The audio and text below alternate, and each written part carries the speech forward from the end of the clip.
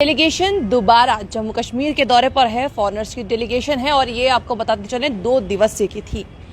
अब एक दिन जो है वो कश्मीर में बिताया गया। ये बात जानने की कोशिश की गई कि आखिरकार 370 हटने के बाद और 4G मिलने के बाद किस तरह की सूरत हाल है।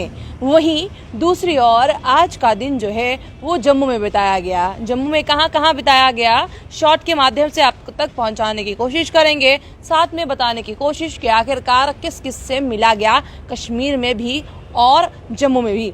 सबसे पहले बता दें कि ये जो डेलीगेशन है ये कहां कहां से ताल्लुकात रखती है, यानी कि कौन कौन सी कंट्रीज से ये डेलीगेशन जो है पूरे फॉरेनर्स का इस समय आया हुआ है, आपको अब ये बताते चले। सबसे पहले की अगर बात करें, फ्रांस से आए हैं, ब्राज़ील से आए हैं, क्यूबा से आए हैं, फिनलैंड से आए हैं, आयरलैंड से आए हैं, Netherland, Portugal, Belgium, Spain, Sydney, Italy, Bangladesh, Malawi, Ghana, Malaysia, Tajikistan, Kyrgyzstan etcetera और भी ऐसी कई कंट्रीज से डेलीगेशन जो थी वो यहाँ पर पहुँची गई। अब सबसे पहले बात आपको बता दें कि आखिरकार सबसे ज़्यादा बात क्या हुई।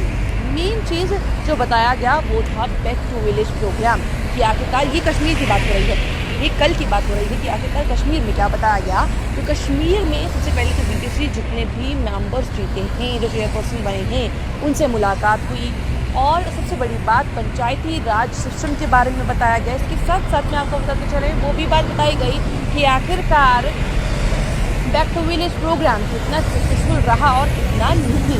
अब बात कर लेते हैं जम्मू की, क्योंकि दूसरा दिन जो है वो जम्मू में बिताया जाना था।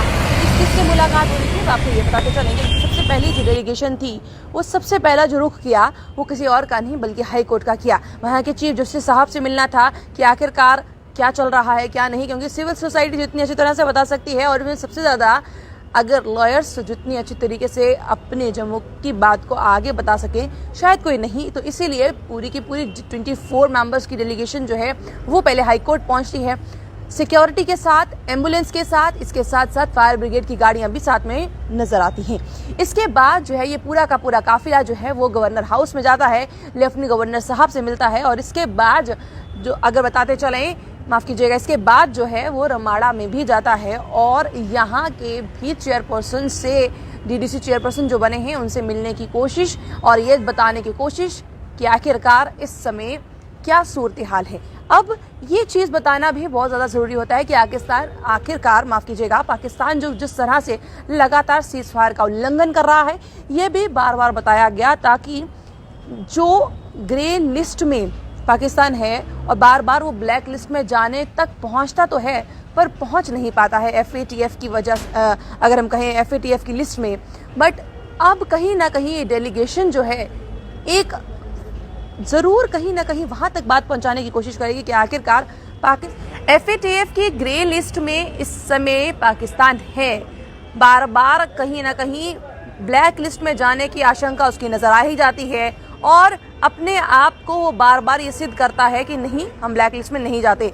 बट अब ये जब डेलीगेशन तक ये बात पहुंची है तो कहीं ना कहीं अब ये बात भी क्लियर होगी कि जिस तरह से टेररिज्म को इस समय अपना शागिर्द बनाया हुआ है, किस तरीके से टेररिज्म को बढ़ावा दे रहा है पाकिस्तान, तो ज़रूर आने वाले दिनों में FATF की ब्लैक लिस्ट में नज़र आ सकता है। क्योंकि मेन चीज़ बार बार ये बात बताई जा रही है FATF द्वारा कि भाई सुधर जाइए, समझ लीजिए गलत हो रहा है। ये डेलीगेशन कितना महत्वपूर्ण हो सकता है, इसमें एक आशंका तो हमने आपको बताई कि आखिरकार क्या फ़ायदा होगा।